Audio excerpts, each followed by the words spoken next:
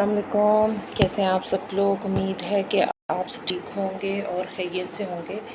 अच्छा, आज मैं एक अनदर इंफॉर्मेटिव टॉपिक के साथ आप लोगों की खिदमत में हाज़िर हुई हूँ और वो है about how in clouds the electricity charged, और किस तरह बिजली जो है वो बनती है। ठीक है, किस तरह ये जो बादल गरजते हैं वो कैसे गरजते हैं। ठीक है, तो इसका मैं आपको प्रॉपर एक प्रोसेस बताती हूँ कि क्लाउड्स का तो मैंने आपको बताया है कि वाटर, डस्ट और सैंड, तीनों चीज़ें इकट्ठी मिलती हैं तो तब क्लाउड्स बनते हैं। तो बिजली कैसे बनती है?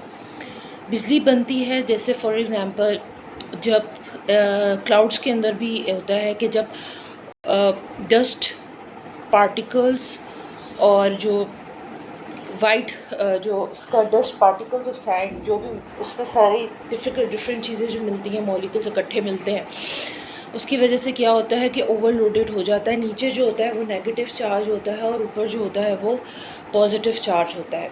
तो हम कहते हैं ना, जब इलेक्ट्रिकली चार्ज होना, तो जब ये बादल बन जाते हैं तो ये जब किसी भी अर्थ के नियरेस्ट पार्ट पे जाते हैं ना, तो वहाँ फ़ौरन ये इलेक्ट्रिसिटी को कैप्चर कर लेते हैं, जिसकी वजह से जब वो उसके साथ करीब जाता है, पहाड़ या किसी भी एरिया के करीब जाता है, तो क्या हो जाता है, अचानक बिजली गरजना शुरू हो जाती है।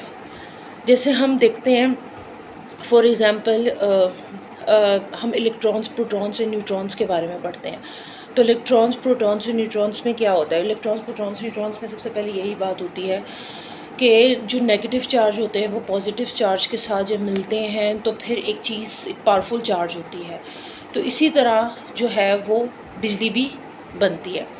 तो ये प्रॉपर एक प्रोसेस होता है बनने का। ठीक है, और ये अंडर प्रेशर होता है। जैसे देखिए, बादल जब होता है, बादल के अंदर जो है जब ओवरलोडेड हो जाता है डस्ट, पानी और डिफरेंट मॉलिक्यूल्स से, तो सारी बात है वो ओवरलोडेड होने की वजह से जो नेगेटिव और जो पॉजिटिव चार्ज होते हैं वो दोनों आपस में मिल जाते हैं, और इस मिलने की वजह से क्या होता है, एक ब्लास्ट हो जाता है।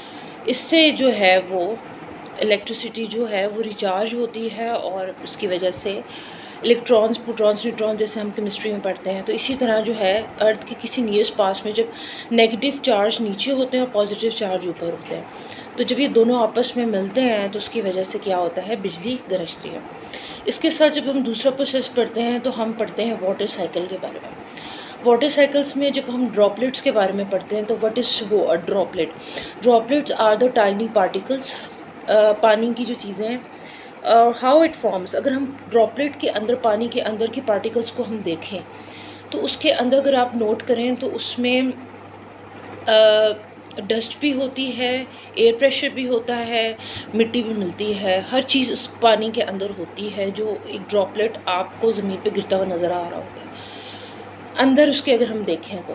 और ये हमारा सोर्स ऑफ प्योरिटी है, हमारा नेचुरल फैक्ट है, बिकॉज इसके बगैर हम लोग सर्वाइव नहीं कर सकते।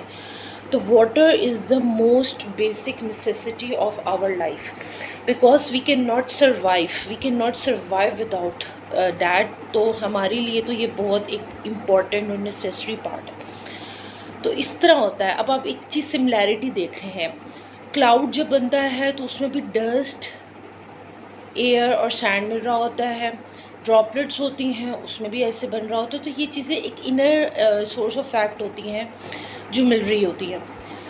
देखें, ये एक वाटर या बारिश जो भी आपकी आ रही है, उसकी जो ये चीज़ें आपस में कंडेंस्ड होके मिल रही हैं ना, इसके पीछे भी एक प्रॉपर एक फैक्ट होता है जो इस चीज़ को पैदा कर रहा होता है।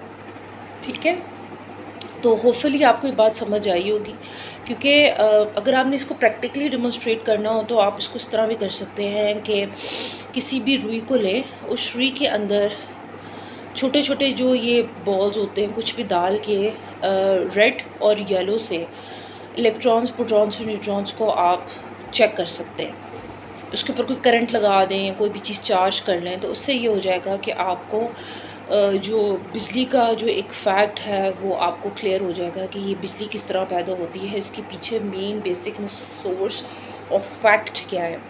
ठीक है, तो होपफुली मुझे उम्मीद है कि आपको ये चीज़ क्लियर हुई होगी और समझ आया होगा। Thank you so much. अल्लाह हाफ़िज़।